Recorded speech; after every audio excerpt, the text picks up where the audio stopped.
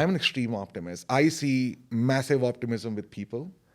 I've not had one case of one person who's left us, we didn't want him to leave or her to leave. Like everyone has stayed loyal. In my previous organization, everyone stayed loyal to us because we just kind of created an ecosystem where you're like, this is the very best place to work in. Not just in terms of compensation and rewards, but also in terms of recognition, in terms of being valued, also in terms of being inspired. So, so just to like kind of summarize, the conversation that I was talked about was that, uh, we see this problem when you go from a small organization to a large organization. You need structures, but there's a way to not have those structures created.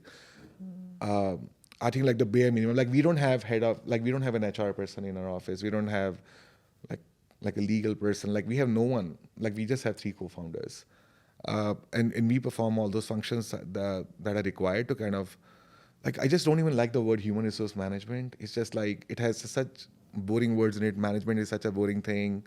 I mean, leadership is such a better word than management, and it's like human resource. So basically, when the moment you call it human resource, you're saying that you are a resource in my organization, a resource that is hired to serve a purpose.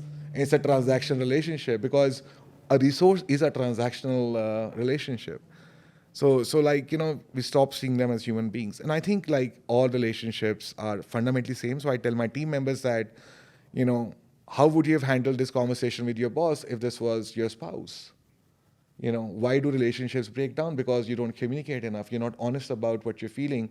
You let things slide away. And I told them nothing slides away. It stays.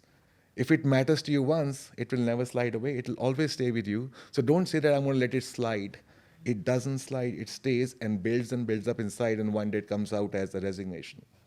So we encourage like a culture where there is like brutal, honest conversation. We call it radical candor. Radical candor is I care deeply and personally about you, and this is both from both sides.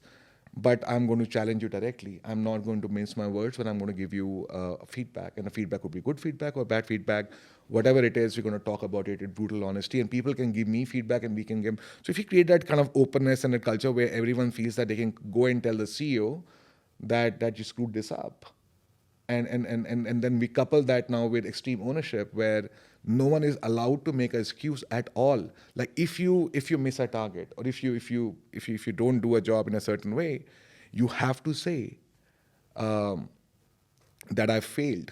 Like we are telling people, you have to start the sentence by saying I failed.